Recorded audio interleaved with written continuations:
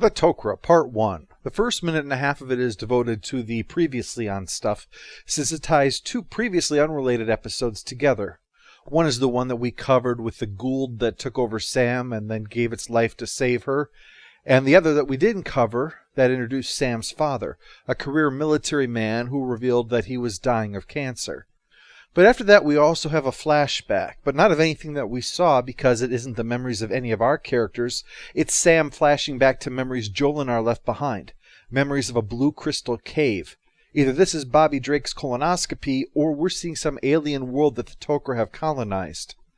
The memory then skips ahead to Jolinar dialing the gate to escape whoever's attacking, probably the System Lords, considering they sicked an assassin on him, her, it, whatever.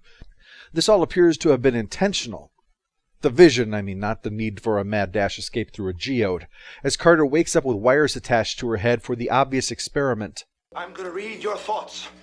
After the titles, O'Neill points out that it could have just been a dream, but Carter insists that it wasn't, which would be more convincing if they hadn't gone for the artistic bit where she catches her reflection in the mirror and it's Sam's own face that is seen, which proves that not everything we saw is precisely what happened, and therefore how much was real and how much wasn't isn't open to debate. But O'Neill's next point is, okay, even if that's true, can we trust these Tok'ra? Aside of giving its life to get Sam out of the jam that it got her into in the first place, it was kind of an asshole. But Teal'c insists that the rumored Tok'ra were despised by the System Lords, whom they wished to overthrow.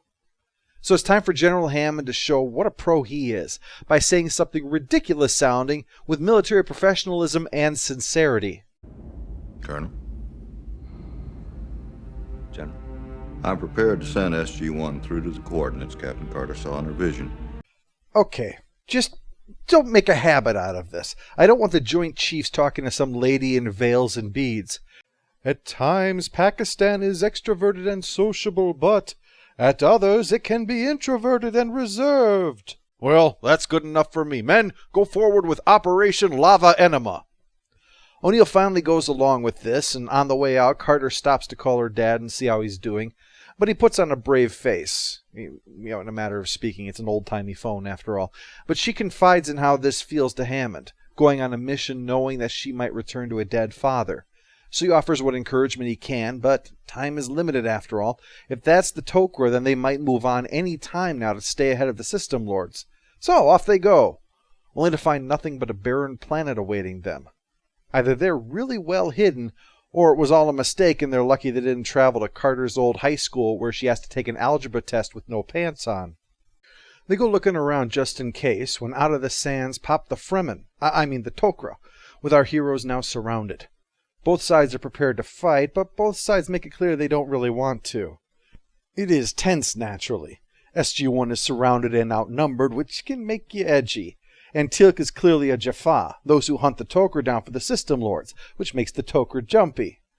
Carter, being the one who knows them better than anyone, puts her best foot forward and plants it in some metaphorical dog shit. She calls them Gould, which they do not like. Let me explain this. It's like stepping into a bar in Glasgow the day their football team lost and calling the patrons English. Eventually Carter makes up for this faux pas by recognizing Martouf from her visions, probably thrown off by that thing on his head, some kind of cross between a bomber hat and a potholder. Name-dropping Jolinar is enough to finally break the ice, but they want SG-1 to surrender their weapons while visiting their abode.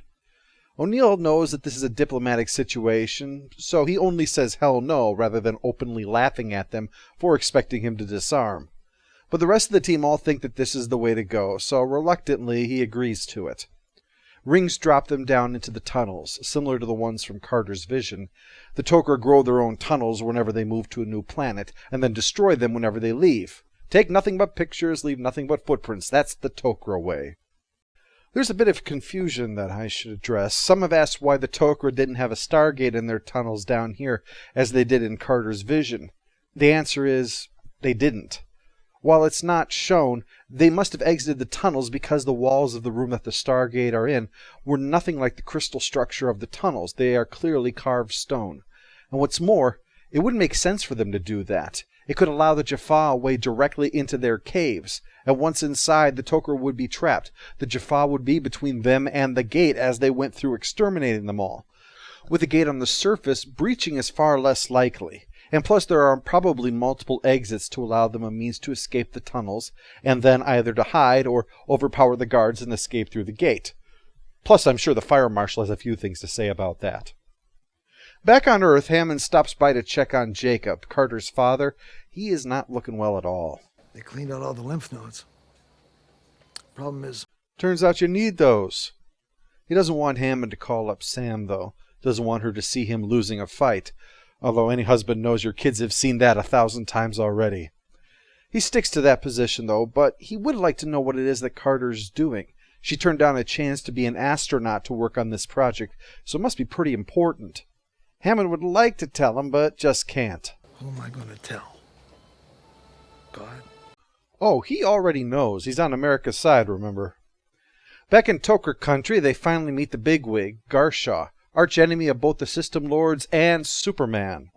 She repeats the point not to call them Gould, although despite much prompting, they repeatedly failed to provide an alternate name except Tokra, which, as Daniel points out, just means those who oppose Ra, which means them too.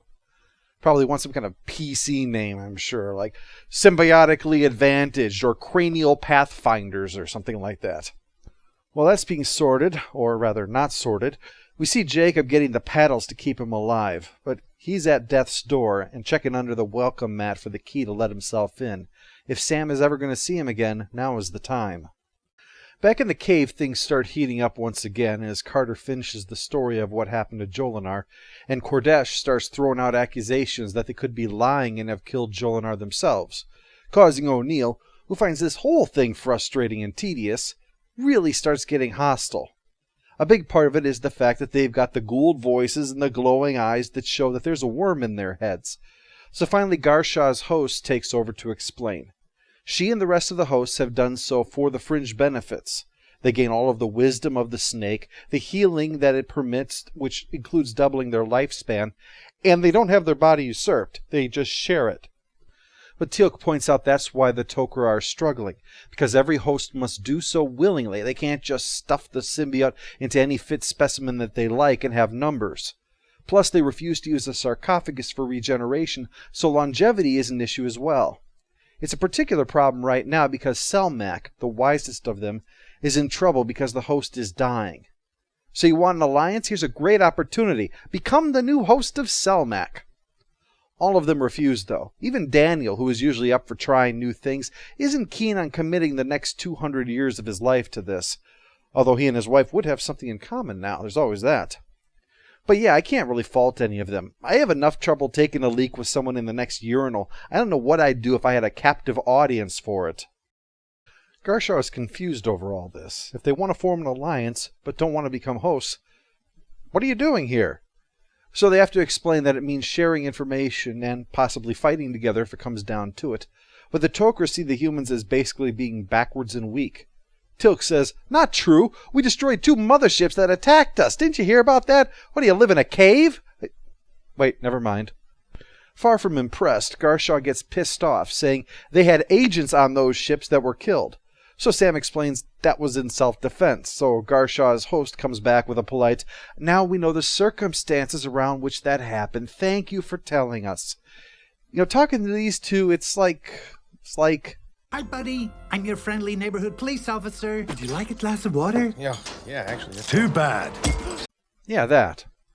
But she figures this is enough to at least discuss the matter, but they have to remain confined to this room for security reasons, which annoys O'Neill. Then Martouf invites Carter to join him on the surface, but only her, which annoys O'Neill even more. I'm sure next time anyone has a vision, he's going to tell them to shove it up their ass. So during their walk, Jolinar is discussed. Seems that Jolinar always had female hosts, besides the one that Carter found it in, so Jolinar is usually identified as female. The worm itself is genderless, it just takes on the gender of whatever the host is. We also learn that she was Martouf's mate. That's why he's so interested in what happened, and why Carter knows so much about Martouf. There is chemistry here, so he lays on the how beautiful she was, just like you are. Wouldn't you like to be the host for Selmak? Carter reacts like he'd just asked, just the tip, and Martouf realizes that he screwed this up big time. So they do their best to plaster over this and move on, but it is not easy. There's more baggage here than Paris Hilton going away for the weekend. When that's resolved, it's time for the meeting with the Tok'ra Council, but Jack can't help but slip away and do a little bit of scouting, where he spots Kordesh messing with one of those Gould communication spheres. But Kordesh doesn't seem bothered by it. It's probably just standard tech. After they've grown the council chamber, we can all meet and discuss this alliance. But the big issue for the Tok'ra is how much the System Lords want to kill them, and anyone who knows where they are is a potential security risk. So any allowance would require Earth to have a hell of a lot to offer the Tok'ra in order to justify that risk. Well, they're going to need to come up with a convincing argument on short notice. Hey, Colonel Makepeace, do you know of any technology that might be useful here? No, I'm not the one on trial here. Hammond sent Makepeace and his people to fetch Carter because of her father's imminent death. This cuts the whole thing short, and the Tok'ra announce, thanks but no thanks, which is disappointing. Also, she can't let them leave, which is even more disappointing. The Tok'ra are worried about letting them go while they're still settled here, and it's not like they can leave right now. I mean, they just built the council room, for crying out loud, and we've got rent control. We can't turn our back on rent control. So get comfortable. You're all stuck here for a while, even though Sam's father is dying. How we're going to get out of this one? Next week, the exciting conclusion to the Tok'ra.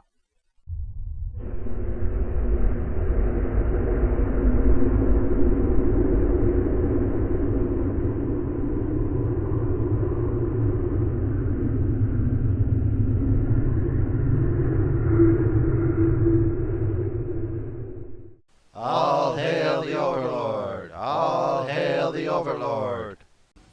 Why should we trust you? You are, after all, ghouls. Jack?